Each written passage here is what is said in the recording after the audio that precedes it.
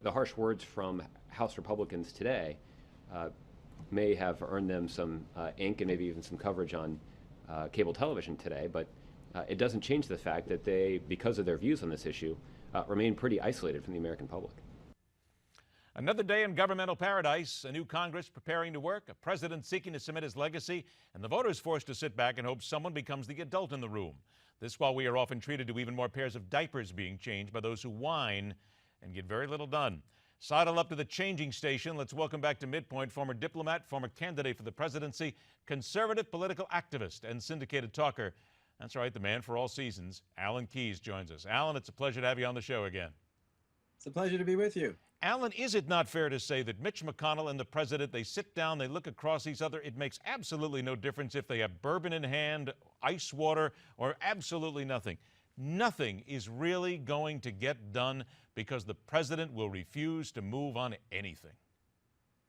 Well, I'm not sure that's true. I think, in point of fact, the Republicans are taking the view they got a mandate to work with Obama, which is news to most of the people who voted for them.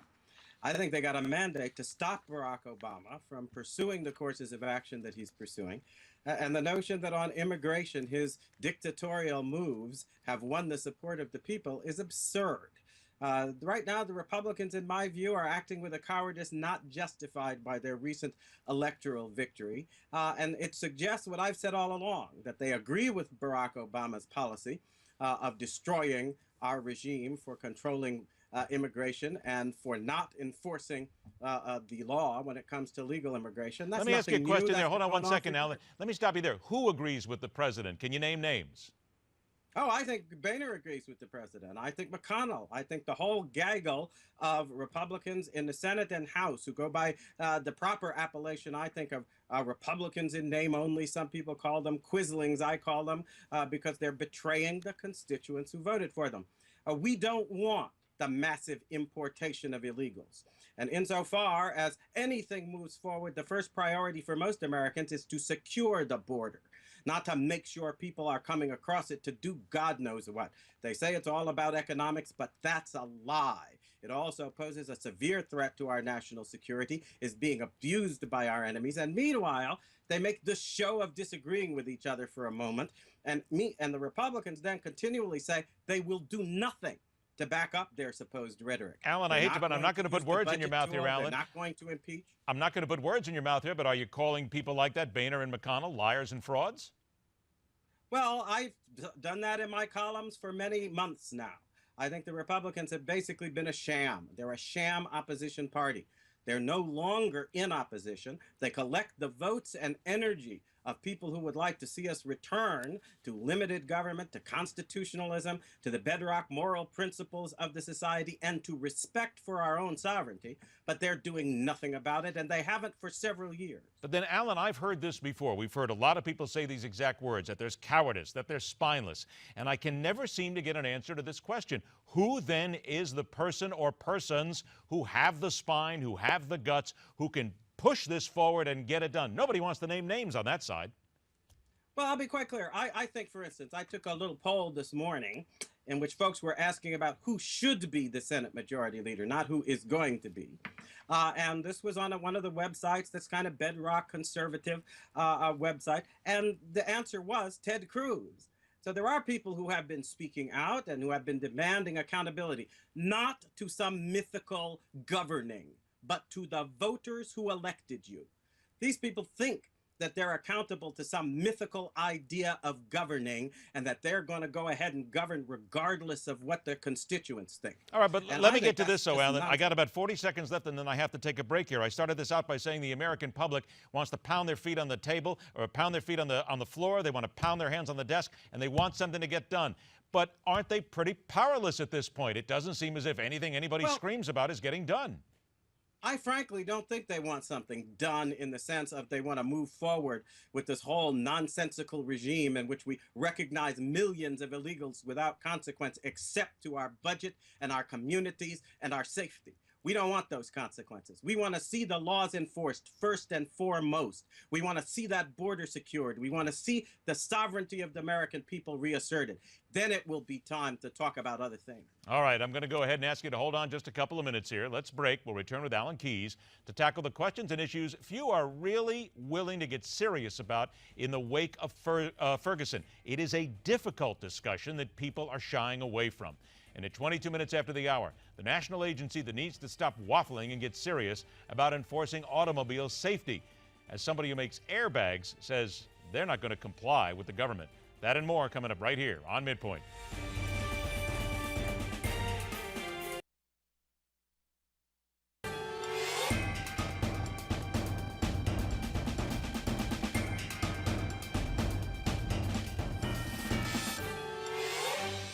Welcome back to MidPoint. Conservative political activist and syndicated talker Alan Keyes.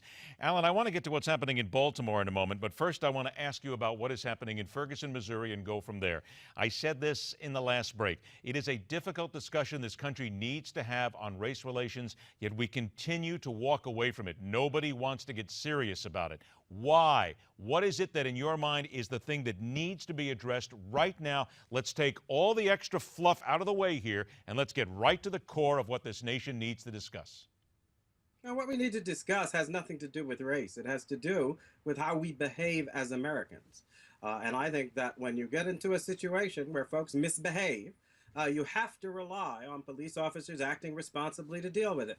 And we ought to react to this not as blacks and whites, but as Americans who would like to see decent security and order in our communities, and who want to do so on the basis of facts, not ideology, not agendas that are seeking to impose this or that kind of political situation on the country. I frankly think Obama is exploiting this situation by way of threatening the Republicans, saying that there will be massive unrest if they don't knuckle under to his will, and trying to prove that he's got the power to turn our cities into powder kegs that will explode in the face of anybody who opposes him.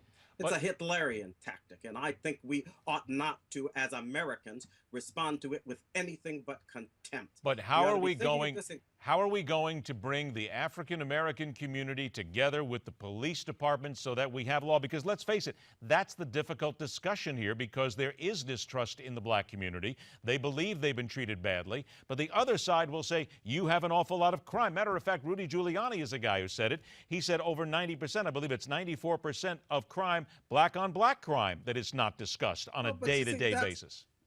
That's the problem, isn't it? It's a pretense to pretend that all this is about how black folks are treated. Because when black people are being killed in these criminal enterprises and robbed, when stores and other enterprises that seek to operate in their neighborhoods are being robbed and otherwise undermined in terms of their safety and profitability, it's black folks who suffer. And it's the community, this idea that you burn down your own community, let your own community be destroyed, following leaders who tell you that it's for your own good, it's all insanity. It's all a willingness to be manipulated by a little gaggle and clack of leaders who are pursuing, as I say, their own ideological political agenda without regard to the real good of the community, which needs to be measured not in terms of race, but in terms of American standards of justice, American standards of fairness, and American standards that insist that policemen and everybody else are innocent until proven guilty, and if the facts don't really suggest their guilt, you don't go forward with some agenda to prosecute them in spite of that. Do you agree with Charles Barkley, the former NBA basketball star, who said we never discuss race in this country until something bad happens? Well, no, I'm actually think we discuss race anytime it's going to be good for the left-wing race baiters. Anytime we discuss race. Name the race baiters. Alan, name the race baiters. Who are they?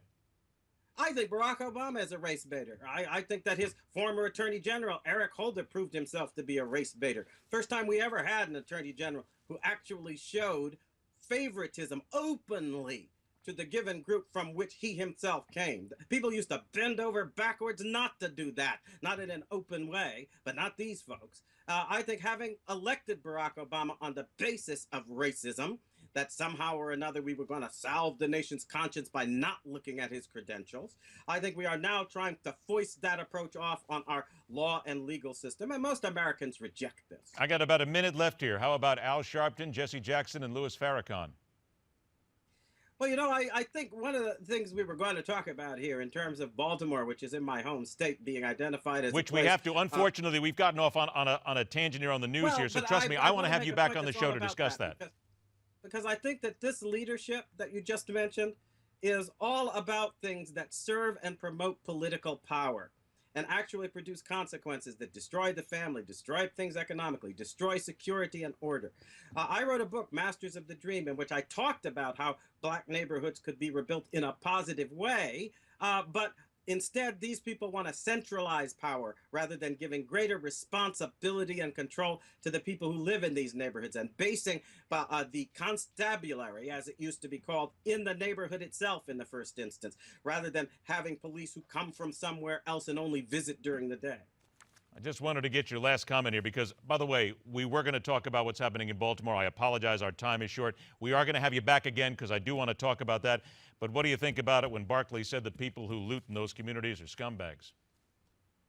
Well, frankly, I think people who are willing to prey on others whenever they see the opportunity deserve to be called by the right name. They're scoundrels and rogues taking advantage of disorder to profit themselves. They don't care really what's going to hurt people who are trying to live their decent lives in that community, and we ought all to stand against it. Alan, I'll tell you what, unfortunately, we're all out of time, but please come back very soon. We're going to make that schedule and talk about what is happening in Baltimore. It is a very important item as well. But I want to thank you for your comments today, talking about what's happening in the news. Always a pleasure. Glad to do it. All right, further evidence that makers of exploding airbags knew the dangers years ago. That's coming up on MidPoint.